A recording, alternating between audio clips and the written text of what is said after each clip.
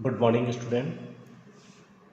Today's we will discuss about the pseudo solids or supercooled liquid. This is the properties of amorphous solid. In previous video, we will discuss about the classification of solid on the basis of arrangement of constituent particles. But today we will discuss about the some properties of amorphous solid, that is pseudo solids or supercooled liquid. What is pseudo solids?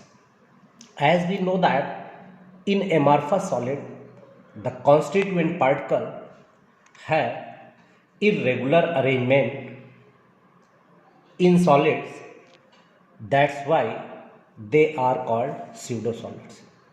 pseudo solids का मतलब होता है जिनके constituent particles का arrangement एक proper order में ना हो, डिसऑर्डर में जब वो अरेंज होते हैं तो ऐसे सॉलिड को हम क्या कहते हैं? pseudo solid कहते हैं. The second property is supercooled liquid. Why amorphous solids known as supercooled liquid? We know that the amorphous solid have tendency to flow very slow. In the case of glass is a amorphous solid that have tendency to flow very slow. This property of the amorphous solid is called supercooled liquid.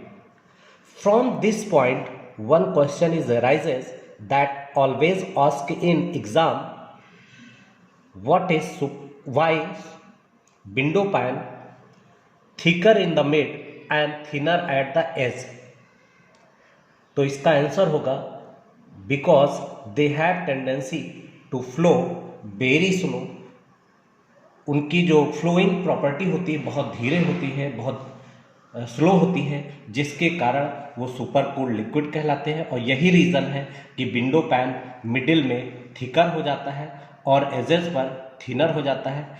ये observation बहुत समय के बाद हमें observe होता है. ये नहीं कि गर्मी का दिन आया और आप उसको ऑब्जर्व करें, टच करके देखेंगे तो उसको फील नहीं कर पाएंगे.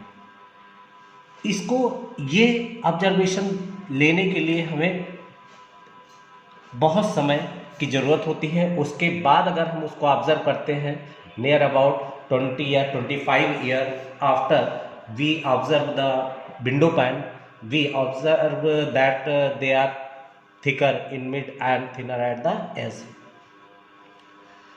Next one is amorphous solid soften over a range of temperature. amorphous solid को सॉफ्ट किया जा सकता है किसी भी टेम्परेचर पर. Sometimes they can change in crystalline at some temperature. amorphous solid को कुछ ऐसे केसेस होते हैं जिनमें कुछ टेम्परेचर दे करके उन्हें क्रिस्टलाइन में भी कन्वर्ट किया जा सकता है. Now the next topic of solid state is classification of crystalline solid on the basis of chemical bonding between their constituent particle. Constituent particle के बीच में एक स्पेशल टाइप की कोवैलेंट बॉन्डिंग होती है जिसके बेस पर क्रिस्टलाइन सॉलिड को 4 part में डिवाइड किया गया है. First one is molecular solids, second one is ionic solid, third is metallic solid and fourth is covalent और network solid. Now first we discuss about the molecular solid. What are molecular solid? Molecular crystalline solid are those whose constituent particle are molecule. जिनके constituent particle क्या होते हैं? Molecule होते हैं. उन्हें हम कहते हैं molecular solid. Molecular solid on the basis of the nature of constituent particle is further divided in 3 group: polar molecular solids, second non polar molecular solid and third is hydrogen bonded molecular solid. What is polar molecular solid? Those molecular solid in which the electronegativity difference is very high या very large between the constituent particle. Polar molecular solids ऐसे solids होते हैं जिनके electronegativity का difference बहुत ज़्यादा होता है, उन्हें हम कहते हैं पोलर। पोलर का मतलब होता है इनके constituent particle opposite charge bear करते हैं। फॉर एग्जांपल HCl में H पर पॉजिटिव चार्ज, Cl पर माइनस चार्ज होता है। होती कोवैलेंट बॉन्डिंग ही है, लेकिन इनमें इलेक्ट्रोनेगेटिविटी का डिफरेंस ज़्यादा होने के कारण शेयरिंग इलेक्ट्रॉन ज़्यादा इलेक्ट्रोनेगेटिविटी की तरफ शिफ्ट हो जाता है, जिसके कारण ये दो चार्ज बियर करते हैं और इन चार्ज को हम क्या कहते हैं, पोल्स कहते हैं, इसीलिए इसका नाम पड़ा polar molecular solid. Second one is non polar molecular solid. Non polar molecular solids are those whose constituent particle are same, for example Cl2, H2, Br2.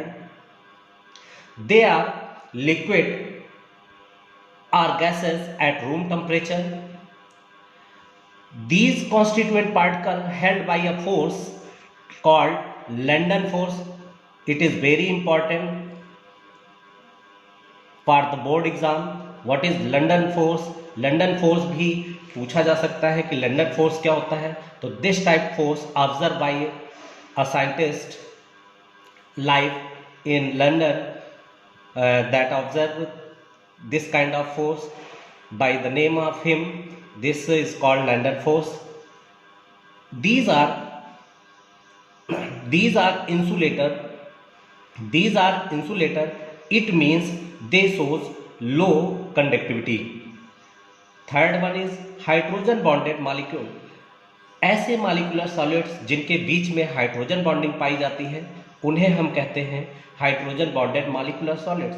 For example जैसे हम H2O की बात करते हैं तो H2O में क्या होता है, each molecule of the water bonded with hydrogen bonding and these all are bad conductor of electricity. It means they show low conductivity. इसमें कंडक्टिविटी ना के बराबर होती है, या ये कह सकते हैं कि इनकी कंडक्टिविटी बहुत लो होती है। Second one is ionic solid. Ionic solids क्या होते हैं? This is the common topic that discussed in previous classes. What are ionic solid? These solids constituent particle are ion. Ions से जो मिलकर के कॉन्स्टिट्यूएंट पार्टिकल बनते हैं, जैसे NaCl जो एग्जाम्पल होता है वो क्या है, आयनिक सॉलिड। इसमें Na पर पॉजिटिव, Cl पर माइनस होता है। इनके इलेक्ट्रोनेगेटिविटी का भी डिफरेंस बहुत हाई होता है। ये पोलर नेचर के भी होते हैं। यहाँ पर इनके बीच में इलेक्ट्रोस्टैटिक फोर्स होता है जो बहुत स्ट्रांग फोर्स होता है, जिसके कारण इनके मेल्टिंग पॉइंट और बॉइलिंग पॉइंट बहुत ज़्यादा हो जाते हैं। These solids are bad conductor of electricity in solid state, but they are good conductor in aqueous state. Aqueous state में वो क्यों कंडक्टिविटी शो करते हैं? क्योंकि they wear free ions. Aqueous state में क्या होते हैं, उनके आयंस फ्री हो जाते हैं, जिसके कारण ये कंपाउंड, ये सॉलिड्स क्या करते हैं, कंडक्टिविटी शो करने लगते हैं। Next one is metallic solid. These solids have constituent particle metal. Metals की टेंडेंसी होती है कि इलेक्ट्रॉन को लूज करना, और इनके जो फ्री इलेक्ट्रॉन होते हैं वही लो कंडक्टिविटी के लिए रिस्पॉन्सिबल होते हैं। They shows luster and colour. Free electron क्या करते हैं, फोटॉन को जब एब्जॉर्ब करते हैं तो मतलब जिस लाइट के कलर को वो एब्जॉर्ब करते हैं उसी कलर को वो शो करते हैं, जिसके कारण वो कलरफुल भी हो जाते हैं। For example lithium, magnesium, nickel, iron etcetera. The fourth crystalline solids are covalent और network. Network solid are called because they form a huge structure. They form two type of structure, 3D and 2D. 2D और 3D यानी 3 dimension and 2 dimension के ये structure बनाते हैं, huge structure बनाते हैं। इनके एग्जाम्पल हैं डायमंड एंड ग्रेफाइट। डायमंड में कार्बन कॉन्स्टिट्यूएंट पार्टिकल जो होते हैं ऐसे अरेंज होते हैं कि उनके बीच में फ्री इलेक्ट्रॉन नहीं पाए जाते हैं, जिसके कारण ये बैड कंडक्टर ऑफ इलेक्ट्रिसिटी होता है। इसके मेल्टिंग एंड बॉइलिंग पॉइंट क्या होते हैं, हाई होते हैं। बट ग्रेफाइट के केस में क्या होता है, carbon constituent particle have one free electron that is responsible for the conductivity of electricity. Graphite has another property of lubricant because they form layered structure। Graphite जो होते हैं इनमें कार्बन जब स्ट्रक्चर बनाते हैं 3D तो उसमें क्या होता है कि ये लेयर्ड स्ट्रक्चर बना देते हैं, और लेयर्ड स्ट्रक्चर के कारण ये क्या होते हैं, गुड लुब्रिकेंट की तरह यूज होते हैं in machine tools. This is the main classification of crystalline solid on the basis of chemical bonding between the constituent particle. That's all for the today.